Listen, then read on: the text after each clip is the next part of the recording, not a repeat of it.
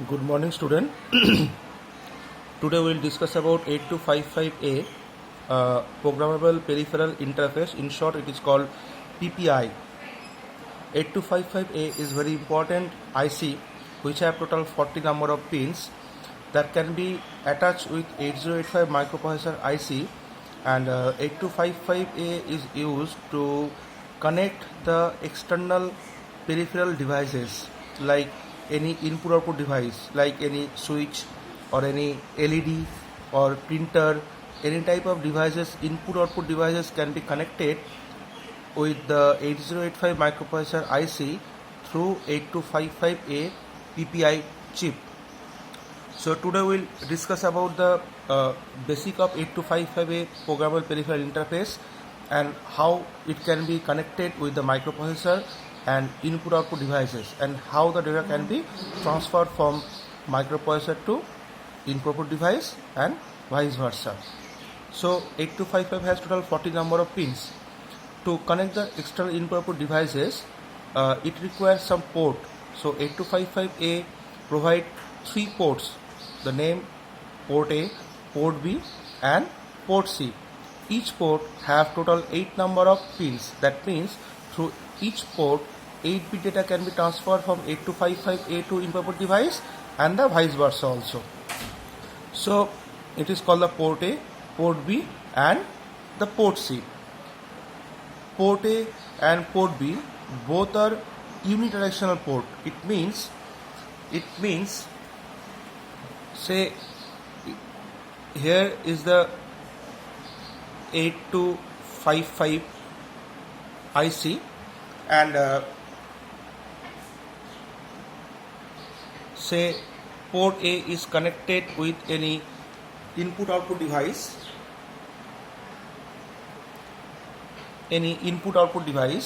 and this 8255 also connected through the data bus with 8085 microprocessor. So 8255 takes some data from any input output device connected with the port and transfer to the 8085 microprocessor IC. Port A and port B both are unidirectional. It means using the programming of 8255, once we decide that port A can be used as an outgoing port. Outgoing port means 8255 send the data to the input output device called the outgoing port, or it can be used as an incoming port. That means the data can be transferred from input output to 8255. Both can happen but not simultaneously. That means whenever port A or port B can be assigned as a outgoing port, so data only can be transferred from 8255 to input output device, and throughout the process always data can be transferred from 8255 to input output device. But the opposite direction is not possible until unless we change the program or we change the control word. That will be discussed later, elaborated discussed later. But in the beginning of the program, if we set the port A or port B as an incoming port, that means throughout the process the data can be incoming from the input output device to 8255. That is why port A and port B are called as a unidirectional port. Like data bus, the data cannot be transferred in both ways simultaneously. Okay. Now, so port A and port B both are unidirectional port. Now come to the port C. The port C is bidirectional port. Why? Because the 8 pin of the port C again can be divided into 2 parts. Port C upper and port C lower. All are 4 bit. 4 pin can be allocated for the port C upper, and 4 pin also can be allocated for the port C lower. So once the port C upper can be used as a outgoing port, at the same time port C lower can be used as a incoming port. That means as a whole port C can be used as a bidirectional port, because port C can be divided into 2 parts, 4 pin and 4 pin. So one 4 pin can be used as an outgoing port, simultaneously another 4 pin can be used as a incoming port. So in this point we can say the port C is a bidirectional port. But using port A, port B and port C in all the port, we can connect any input devices. Okay. So that is the basic part of the 8255A, and 8255 has also data bus. So through the data bus, 8255 is connected with the microprocessor. So 8255 take the data from the input devices and transfer to the microprocessor, or the opposite direction, take the data from the microprocessor and transfer to the input devices. That also can be happen. Now come to the total 40 number of pins of 8255A. There are 3 ports, port A, port B and port C. All ports have 8 number of pins. It is parallel bus communication like data bus of the 8085 microprocessor. So each port have 8-bit data transfer capability.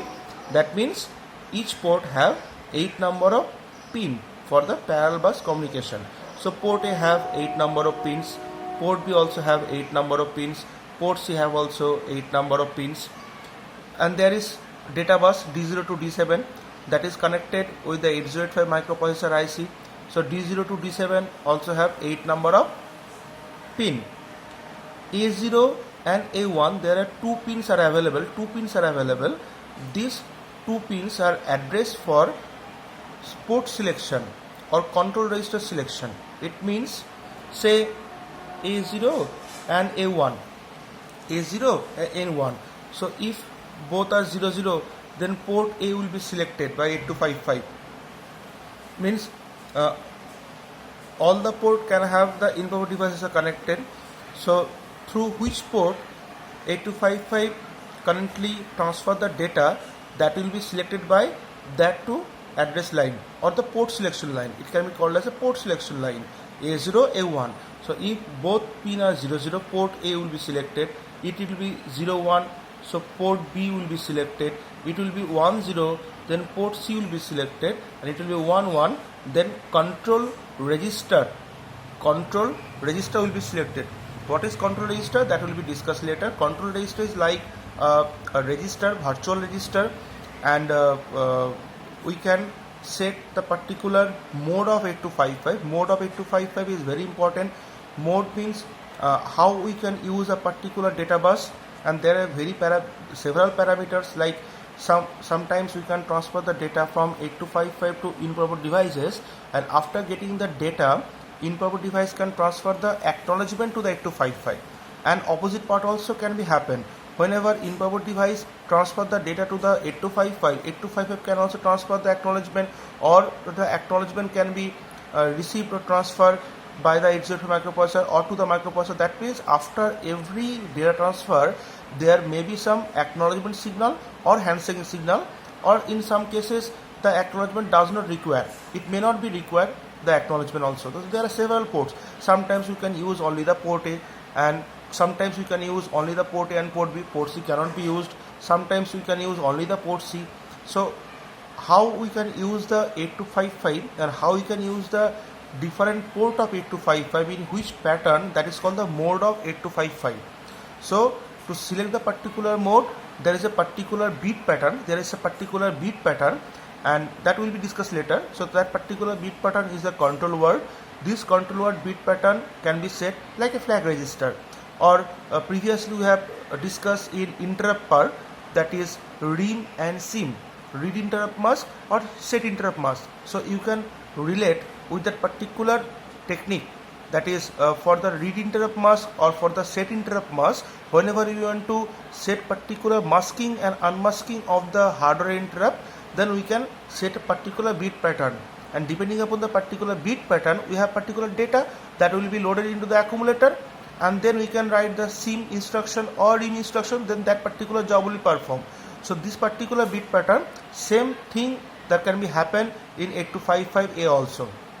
To select the particular mode, we have the particular beat pattern, and that particular beat pattern can be stored into the accumulator, in the control register, and then the 8255 will use the particular ports depending upon the requirement of the programmer or the designer.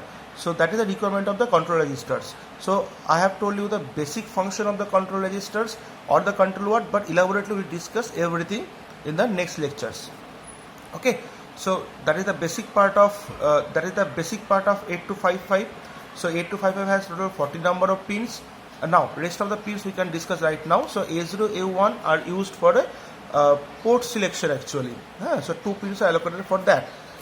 Next there is a read signal, then there is a write signal, 1 active low signals. Okay, so whenever 8255 takes some data from the improper device, so read signal will be activated, and whenever 8255 want to submit the data to the improper device, so write signal will be activated. Read means take the data from the improper devices, external improper devices, and write means load the data into the external improper devices. Now chip select. Chip select is a very important signal that we have discussed in the memory interfacing part. Every IC should have a particular chip enable signal or chip select signal. So the IC which is connected with the 8085 microprocessor will be selected whenever the chip select signal will be activated. Otherwise that particular IC will not be activated. Okay, so one is the chip select signal. Reset signal. So reset signal directly connected with the microprocessor 8085. Microprocessor can reset, initialize the IC whenever it required. VCC is the supply voltage, the plus 5 volt, and the ground ground signal, that is the 1 pin. So that you can count the total 40 ICs, 40 pin are there in a 8255A IC, in the 8255A chip. So that is a basic parameter that I can discuss. I have already discussed the 40 pin description of 8255, and the ports are available for 8255, port B, port A, port B, port C. Port A, port B both are unidirectional port, because simultaneously at a time simultaneously port A and port B can be used as a unidirectional port, but port C can be used as a bidirectional port, because port C can be divided into 2 parts, port C lower and port C upper, 4 pin and 4 pin. So that is the port.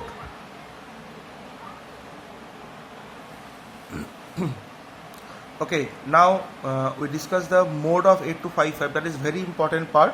Modes of 8255. Modes of 8255 means that already we have discussed in the earlier case that how we can use the port for different purposes that will be selected by the different mode of 8255. Okay, I can give one simple example. Like we are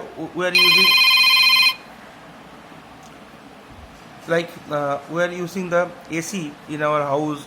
So there are different type of mode that can be selected. So depending upon the requirement, we can select different type of mode, or like a washing machine. So different modes are available. For depending upon our requirement, we can select a different type of mode. Similarly for this IC also different modes are available. Now we can discuss the different mode. Like one is bit set reset mode. So bit set reset mode is applicable only for the port C. Okay, using that particular mode we can set or reset, or that means make it 1 or make it 0, any one of the bit or any one of the pin of the port C, using bit set reset mode or BSR mode bit set reset mode or BSR mode. We can set or reset any one of the pin of the port C. So that will be discussed later. Now we can discuss the input output mode. In input output mode, all the port A, port B and port C can be used as a input output mode, or sometimes whenever it is required, the acknowledgement signal or hand shaking signal can be used for input output mode. So input output mode also can be divided into 3 parts, that is the mode 0, mode 1 and mode 2. So input output mode also can be divided into 3 parts, mode 0, mode 1 and mode 2. In mode 0, all the port A, port B and port C, all the 3 ports can be used as a simple input output port. That means in mode 0 there is no concept of handshaking signal or acknowledgement signal. That means after transferring the data from the microprocessor to 8255, 8255 will not send any acknowledgement to the microprocessor after getting the data. Similarly, after transferring the data from 8255 to improper device also will not send any acknowledgement signal to the 8255 after getting the data. Okay, that means we can come to that particular block diagram. Whenever 8255 transfer the data to the input output device, after getting the data, input output device will not send any acknowledgement to the 8255 after getting the data, will not transfer any acknowledgement. Similarly, whenever input output device send some data to the 8255. After getting the data, 8255 will not send any acknowledgement to the in-proper device. That means all the port A, port B and port C will be used for transferring the data only. Data can be transferred, okay? And as a simple part of port A, port B are unidirectional port. That means at the beginning of the program, once we decide that or set the port A as a outgoing port, that means throughout the program data always will be transferred from 8255 to in-proper device. Or we can set port B as a incoming port. Throughout the program data always will be transferred from in-proper device to 8255. Similarly for the port C also. So port C also divided into two parts, port C upper and port C lower. So once we set port C upper as an outgoing port and port C lower as incoming port, we can set that. So here port A, port B, port C all can be used as a simple input port for the mode 0. And for the mode 1, come to the mode 1. In mode 1, port A and port B can be used as a simple input or output port. But port C can be used for acknowledgement signal or handshaking signal. That means after transferring the data from 8255 to in-proper device or from in-proper device to 8255 through the port A or port B, 8255 can transfer the acknowledgement to the in-proper device, or after getting the data, in-proper device can transfer the acknowledgement to the 8255 also. Similarly, whenever 8255 send the data to the microprocessor or microprocessor send the data to the 8255, there also acknowledgement signal or handshaking signal should be transferred. So this acknowledgement signal or handshaking signal should be transferred through the port C, pin of the port C. Okay, here port C cannot be used as a data transfer part. Port C can be used as a handshaking signal part for the mode 1. And in the mode 2, only the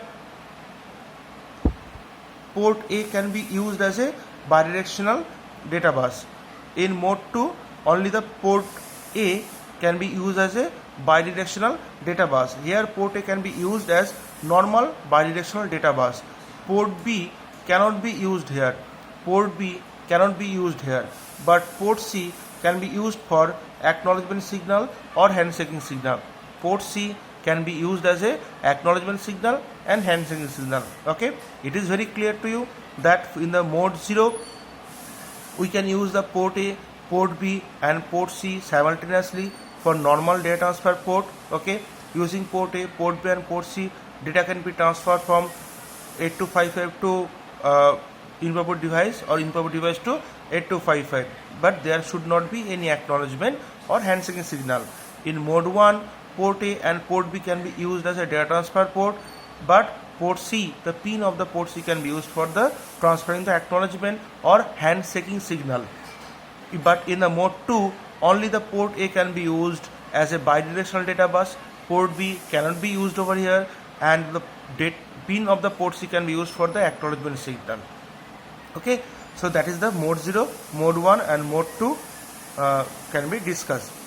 So later we can discuss with respect to the example and the programming part. Okay, fine.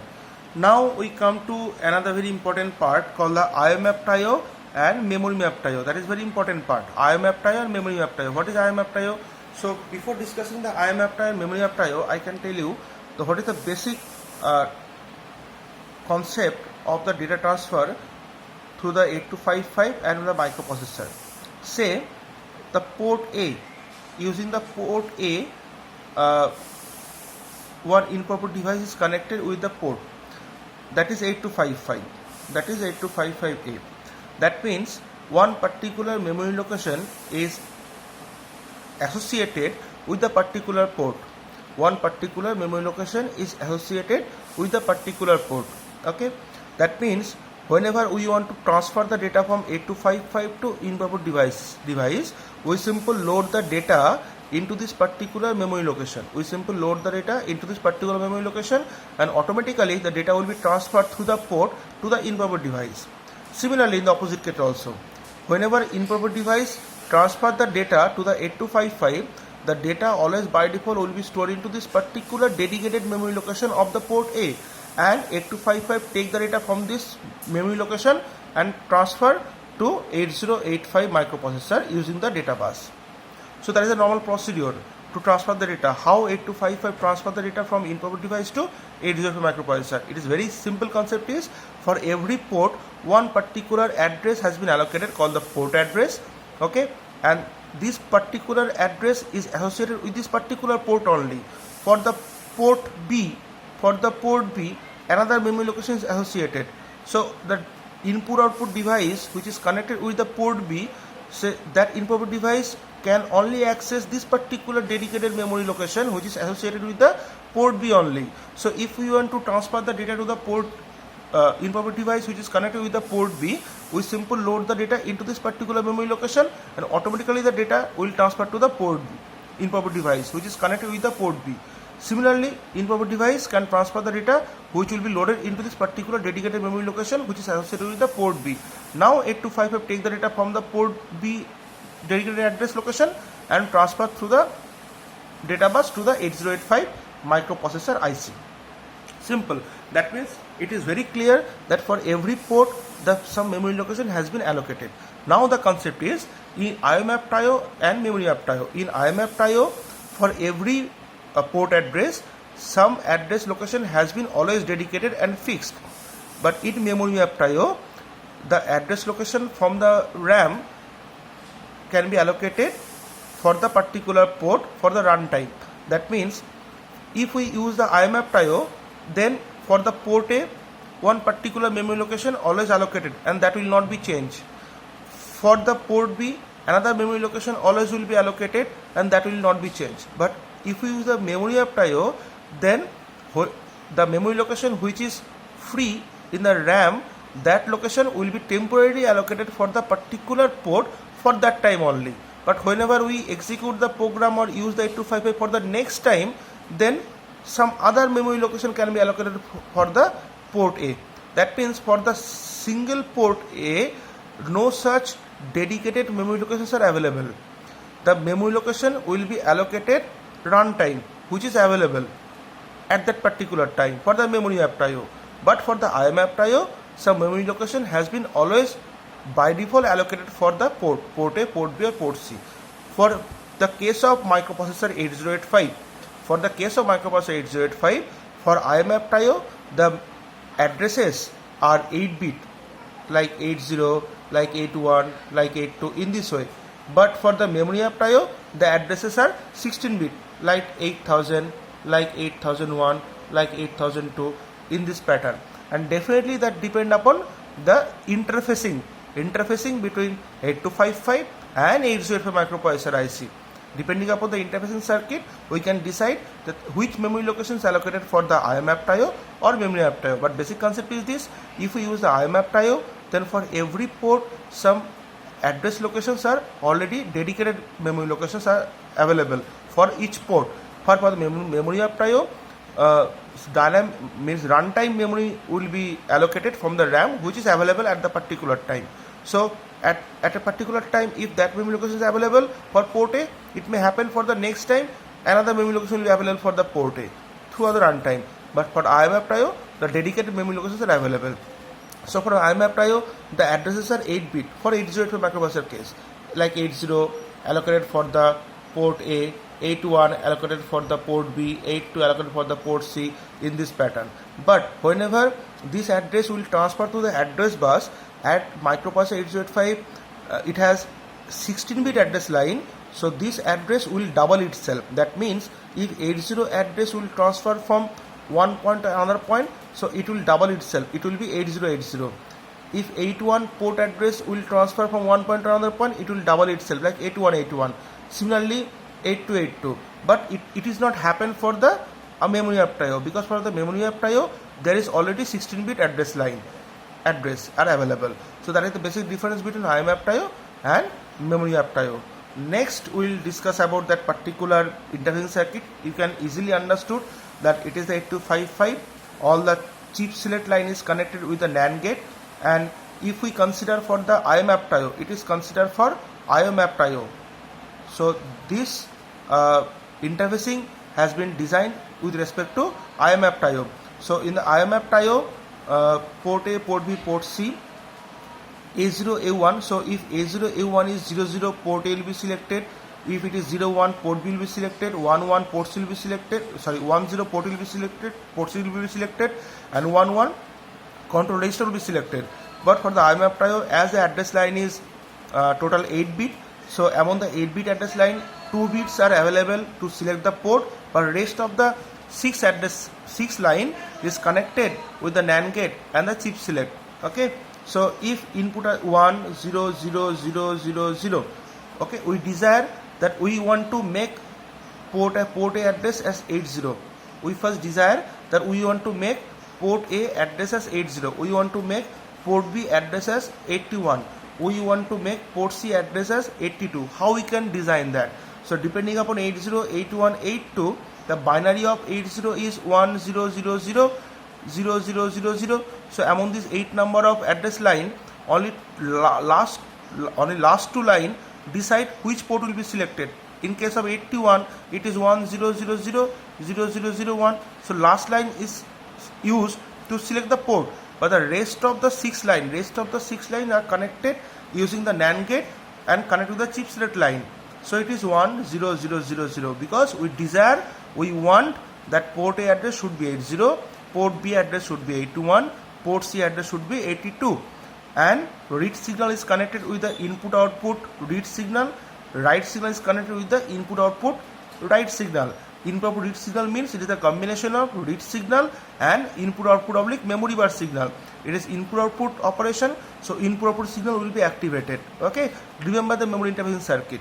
So that is the design memory, and depending upon design we can decide the address over here. A2, A3, A4, A5, A6, A7, these are the fixed depending upon our design. So it is 1000. Now only A0, A1 will be changed. If it is 00, address is 80, so port A will be selected. If it is 01, port B will be selected. 10, ports will be selected, and 11, control register will be selected. So that is the design for the IMAP TIO. So with respect to that design, we can say the address of port A is 80, address of port B is 81, address of port C is 82, and address of control register is 83. So if you want to transfer the data through the port A, we simply load the data in 80 port address. So automatically the input device which is connected with the port A, we can access the data which is loaded into the 80 memory location. As simple as that, whenever input device want to transfer the data to the microprocessor, input device will load the data into 80 memory location, and 8255 can take the data from the 80 memory location and transfer to the 8085 microprocessor through the data bus. As simple as that. So that is the design for IMAP TIO. And similarly we can happen for the memory map TIO. What happened in the memory map TIO? In memory map TIO, their address line is 16-bit address line.